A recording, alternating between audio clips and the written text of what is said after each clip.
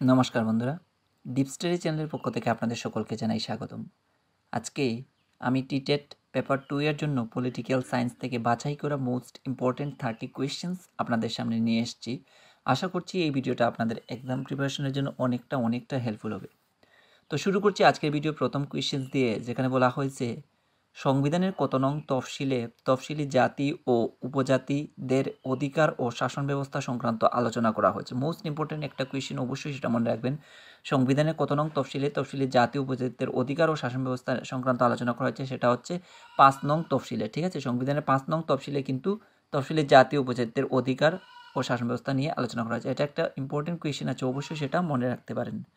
তারপর আমরা মুভ করছি 2 নম্বর কোয়েশ্চেনের দিকে, যেখানে বলা হয়েছে 1992 সালের 71তম সংবিধান সংশোধনী আইনে কয়টি ভাষা সংবিধানে যুক্ত করা হয়। ঠিক আছে, 1992 সালের 71তম যে সংবিধান সংশোধন হয়েছিল সেখানে কিন্তু 3টি ভাষাকে যুক্ত করা হয়েছিল। ঠিক আছে, 3টি ভাষা। তারপর আমরা মুভ করছি 3 নম্বর কোয়েশ্চেনের দিকে, যেখানে বলা হয়েছে জাতীয় পতাকার সংশোধিত নিয়মাবলী কত সাল থেকে কার্যকরী হয়। খুব ইম্পর্টেন্ট, অবশ্যই সেটা মনে রাখবেন। জাতীয় পতাকার সংশোধিত যে নিয়মাবলী সেটা কত সাল থেকে কার্যকরিত হয়, সেটা হলো 2003 সাল থেকে কিন্তু সেটা কার্যকরী হয়েছিল। সেখানে বলা হয়েছিল যে কোনো গাড়িতে কিংবা ফ্ল্যাগকে উল্টিয়ে লাগানো যাবে না, এরকম বিভিন্ন ধরনের কিন্তু সংশোধনে বলা হয়েছিল। ঠিক আছে, এটাও একটা ইম্পর্টেন্ট কোয়েশ্চেন, অবশ্যই সেটা মনে রাখবেন। তারপর 4 নম্বর কোয়েশ্চেনের দিকে আমরা মুভ করছি, যেখানে বলা হয়েছে সংবিধানের কত নং ধারায় সাংবিধানিক প্রতিবিধানের অধিকার নিয়ে আলোচনা করা হয়েছে। এই কোয়েশ্চেনের আনসারটা আমরা সবাই বলতে পারছি, যারা প্রিপারেশন নিচ্ছে। আর যারা বলতে পারছেন না, অবশ্যই সেটা মনে রাখবেন। সংবিধানের কত নং ধারায় সাংবিধানিক প্রতিবেদনের অধিকার নিয়ে আলোচনা করা হয়েছিল, সেটা হচ্ছে সংবিধানের 32 নং ধারায় কিন্তু সাংবিধানিক প্রতিবেদনের অধিকার নিয়ে আলোচনা করা হয়েছে। তারপর আমরা মুভ করছি 5 নম্বর কোয়েশ্চেনের দিকে, যেখানে বলা হয়েছে সংবিধানের কত নং ধারা অনুসারে সংবিধান সংশোধন করা যায়। এটা একটা মোস্ট ইম্পর্টেন্ট একটা কোয়েশ্চেন, অবশ্যই সেটা মনে রাখবেন। সংবিধানের কত নং ধারা অনুসারে সংবিধান সংশোধন করা যায়। তো সংবিধানের কত নং ধারাতে সেটা বলা হয়েছে, সেটা হচ্ছে সংবিধানের 368 নং ধারাতে কিন্তু বলা হয়েছে যে সংবিধান সংশোধনের কথা। তারপর আমরা মুভ করছি 6 নম্বর কোয়েশ্চেনের দিকে, যেখানে বলা হয়েছে ভারতের সংবিধান সভার গঠন ও প্রথম বৈঠক কত সালে অনুষ্ঠিত হয়। তো ভারতের সংবিধান সভার গঠন ও প্রথম বৈঠক যেটা অনুষ্ঠিত হয়েছিল সেটা হয়েছিল 1946 সালে। ঠিক আছে, 1946 সালে হয়ে যাবে এই কোয়েশ্চেনের এগেনস্টে কারেক্ট আনসার। এটাও একটা ইম্পর্টেন্ট কোয়েশ্চেন, অবশ্যই মনে রাখবেন। তারপর আমরা মুভ করছি 7 নম্বর কোয়েশ্চেনের দিকে, যেখানে বলা হয়েছে বর্তমানে ভারতীয় সংবিধানে কয়টি অনুচ্ছেদ রয়েছে বা কিংবা কয়টি ধারা রয়েছে। অবশ্যই সেটা মনে রাখবেন, 448টা কিন্তু ভারতীয় সংবিধানে মোট অনুচ্ছেদ বা ধারা রয়েছে। এটা ইম্পর্টেন্ট কোয়েশ্চেন, অবশ্যই মনে রাখবেন। তারপর 8 নম্বর কোয়েশ্চেনের দিকে আমরা মুভ করছি, যেখানে বলা হয়েছে কাকে ভারতের অর্থনৈতিক সংস্কারের জনক বলা হয়। অর্থনৈতিক সংস্কারের জনক কাকে বলা হয়, অবশ্যই সেটার সঠিক আনসার হবে পিবি নরসিমহা রাও। পিবি নরসিমহা রাওকে কিন্তু অর্থনৈতিক সংস্কারের জনক বলা হয়।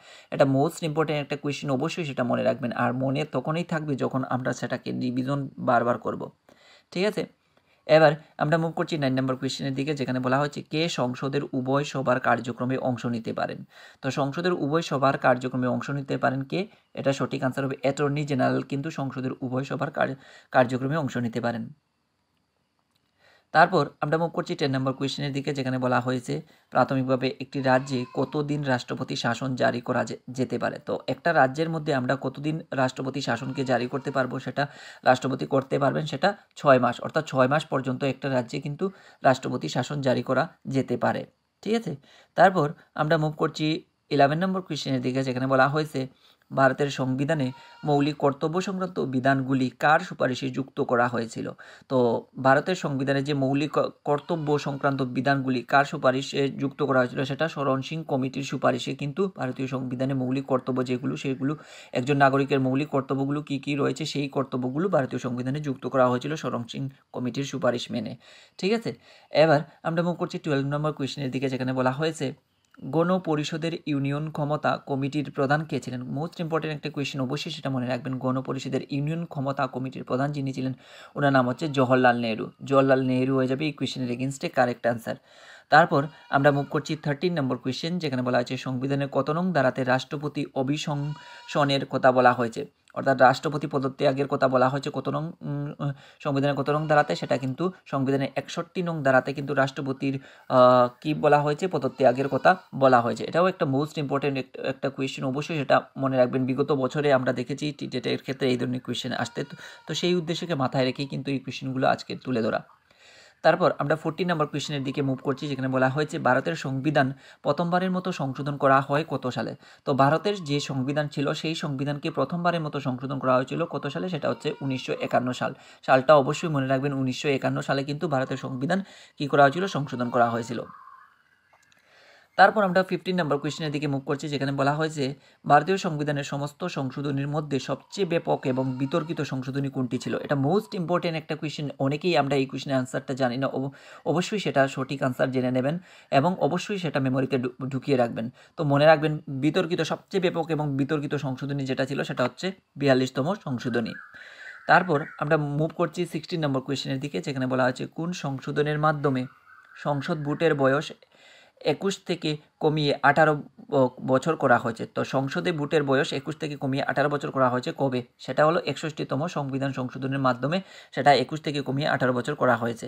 ঠিক আছে, এবার আমরা মুভ করছি 17 নম্বর কোয়েশ্চেনে, যেখানে বলা হয়েছে পঞ্চায়েতি রাজ ব্যবস্থা হয়েছিল কারণ। তো পঞ্চায়েতি রাজ, এটা ঠিক আছে ব্যবস্থা হবে, পঞ্চায়েত রাজ ব্যবস্থা হয়েছিল কারণ। তো পঞ্চায়েতি রাজ ব্যবস্থাটা গঠন করা হয়েছিল, কেন গঠন করা হয়েছিল, তো একটু কারেকশন করতে হবে কোয়েশ্চেনটা।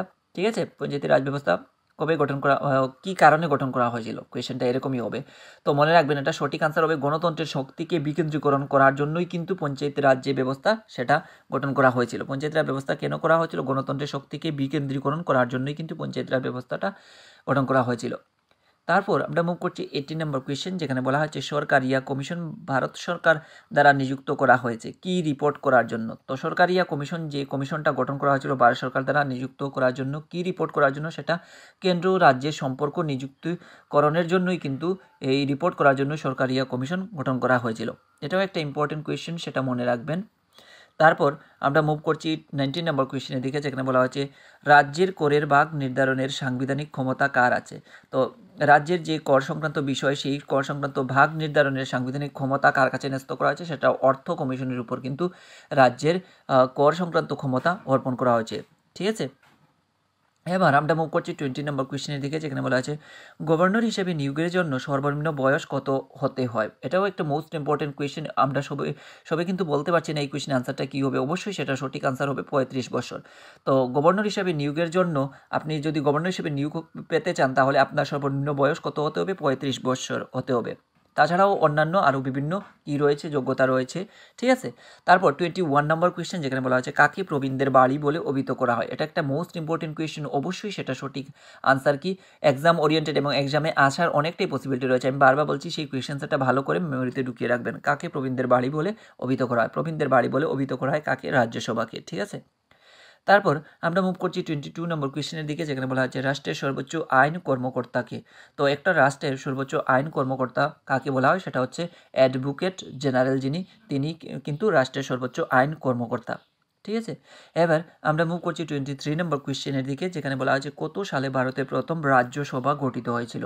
তো একটু আমাদের খ্রিস্টাব্দগুলো মনে রাখা অনেকটা ডিফিকাল্ট হয়ে যায়, ডিফিকাল্ট যদিও তবুও কিন্তু আমাদের মনে রাখতে হবে, কেননা টেটের ক্ষেত্রে কোয়েশ্চেনগুলো এমনভাবে ডিফিকাল্ট করে যাতে করে আমাদের বারবার বিভিন্ন সমস্যার সম্মুখীন হতে হয়, তবুও কিন্তু আমাদের মনে রাখতে হবে কত সালে ভারতে প্রথম রাজ্যসভা গঠিত হয়েছিল। সেটা কিন্তু 3 এপ্রিল 1952 সালে কিন্তু প্রথম রাজ্যসভা ভারতে গঠন করা হয়েছিল। ঠিক আছে, এবার আমরা মুভ করছি 24 নম্বর কোয়েশ্চেনের দিকে, যেখানে বলা হয়েছে জাতীয় পতাকার নকশা ভারতের সংবিধান পরিষদ কর্তৃক গৃহীত হয়েছিল কত সালে। তো জাতীয় পতাকার যে নকশা তৈরি করা হয়েছিল, সেই নকশা ভারতের সংবিধান পরিষদ কর্তৃক গৃহীত হয়েছিল কত সালে, সেটা গ্রহণ করা হয়েছিল 1947 সালের জুলাই মাসে। 1947 সালের জুলাই মাসে কিন্তু জাতীয় পতাকার নকশা ভারতের সংবিধান কর্তৃক কী করা হয়েছিল, গ্রহণ করা হয়েছিল। তারপর আমরা মুভ করছি 25 নম্বর কোয়েশ্চেনের দিকে, যেখানে বলা হয়েছে কার সুপারিশে গণপরিষদ গঠিত হয়েছিল। এটাও একটা মোস্ট ইম্পর্টেন্ট একটা কোয়েশ্চেন, অবশ্যই সেটা মনে রাখবেন যে গণপরিষদ গঠিত হয়েছিল কার সুপারিশে, সেটা হচ্ছে ক্যাবিনেট মিশন পরিকল্পনার সুপারিশ মেনেই কিন্তু ভারতে কি গঠন করা হয়েছিল, গণপরিষদ। ঠিক আছে, এটাও একটা ইউনিক একটা ইম্পর্টেন্ট কোয়েশ্চেন, অবশ্যই মনে রাখবেন। তারপর আমরা মুভ করছি 26 নম্বর কোয়েশ্চেনের দিকে, যেখানে বলা হয়েছে লোকসভার প্রথম যে স্পিকার ছিলেন ওনার নাম কি? লোকসভার প্রথম যিনি স্পিকার ছিলেন ওনার নাম হচ্ছে গণেশ বাসুদেব মবলঙ্কর। গণেশ বাসুদেব মবলঙ্কর হলেন এই লোকসভার প্রথম স্পিকার। এটা কিন্তু ইম্পর্টেন্ট কোয়েশ্চেন, অবশ্যই মনে রাখবেন। তারপর আমরা মুভ করছি 27 নম্বর কোয়েশ্চেনের দিকে, যেখানে বলা হয়েছে ভারতীয় সংবিধানের কোন অনুচ্ছেদ অনুসারে কোনো মুখ্যমন্ত্রীকে কোনো রাজ্যের রাজ্যপাল নিয়োগ করেন? তো ভারতীয় সংবিধানের কোন অনুচ্ছেদে বলা হয়েছে মানে কোনো রাজ্যের যিনি মুখ্যমন্ত্রী অর্থাৎ রাজ্যের রাজ্যপাল সেই মুখ্যমন্ত্রীকে নিযুক্ত করতে পারেন, অর্থাৎ মুখ্যমন্ত্রীকে নিযুক্তির কথা বলা হয়েছে। যদিও আসে কোয়েশ্চেনটা, তাহলে অবশ্যই সেটা সঠিক আনসার হবে 164 ধারাতে বা 164 অনুচ্ছেদে কিন্তু সেটা বলা হয়েছে। এটাও কিন্তু একটা মোস্ট ইম্পর্টেন্ট কোয়েশ্চেন, অবশ্যই সেটা মনে রাখবেন। তারপর 28 নম্বর কোয়েশ্চেনের দিকে আমরা মুভ করছি, যেখানে বলা হয়েছে সুপ্রিম কোর্ট যখন কোনো ব্যক্তি বা সংস্থাকে দায়িত্ব পালনের জন্য রিট দেয় তখন তাকে কি বলা হয়? তো সুপ্রিম কোর্ট যখন কোনো ব্যক্তি বা সংস্থাকে দায়িত্ব পালন করার জন্য যে রিট দেয় তখন তাকে যেটা বলা হয় সেটাকে বলা হয় ম্যান্ডামুস। ঠিক আছে, কি বলা হয়? ম্যান্ডামুস বলা হয়ে থাকে। তারপর আমরা মুভ করছি 29 নম্বর কোয়েশ্চেনের দিকে, যেখানে বলা হয়েছে লোকসভার প্রথম নির্বাচিত আদিবাসী স্পিকারের নাম কি? এটা একটা ইউনিক কোয়েশ্চেন, অবশ্যই সেটা সঠিক আনসার হবে PM সাংমা। ঠিক আছে, PM সাংমা ছিলেন লোকসভার প্রথম আদিবাসী স্পিকার এবং এক্সামে আসার যোগ্য এই কোয়েশ্চেনটা, অবশ্যই সেটা সঠিক আনসার হবে PM সাংমা, অবশ্যই সেটা মনে রাখবেন। তারপর আমরা মুভ করছি 30 নম্বর কোয়েশ্চেনের দিকে, যেখানে বলা হয়েছে সংবিধানের কত নং ধারাতে উপরাষ্ট্রপতির নিযুক্তির কথা বলা হয়েছে? উপরাষ্ট্রপতির নিযুক্তির কথা যে ধারাতে বলা হয়েছে সেটা হচ্ছে 66 নং ধারাতে কিন্তু উপরাষ্ট্রপতি নিযুক্তির কথা বলা হয়েছে। তো এই ছিল সোশ্যাল সায়েন্স থেকে বাছাই করা মোস্ট ইম্পর্ট্যান্ট 30 কোয়েশ্চেন্স। আশা করছি এই মোস্ট ইম্পর্ট্যান্ট 30 কোয়েশ্চেন্স আপনাদের এক্সাম প্রিপারেশনের জন্য অনেকটা হেল্পফুল হয়েছে। আর যদি ভিডিওটা আপনাদের কিছুটা হলেও উপকারে আসে, অবশ্যই একটা লাইক, কমেন্ট, শেয়ার এবং সাবস্ক্রাইব করে দিয়ে ডিপ স্টাডি চ্যানেলের সঙ্গে জুড়ে থাকার চেষ্টা করবেন। ধন্যবাদ সবাইকে। আপনারা সবাই ভালো থাকুন, সুস্থ থাকুন আর সুস্থভাবে আপনাদের এক্সাম প্রিপারেশনকেও চালিয়ে নিয়ে যান, এই কামনাই করছি।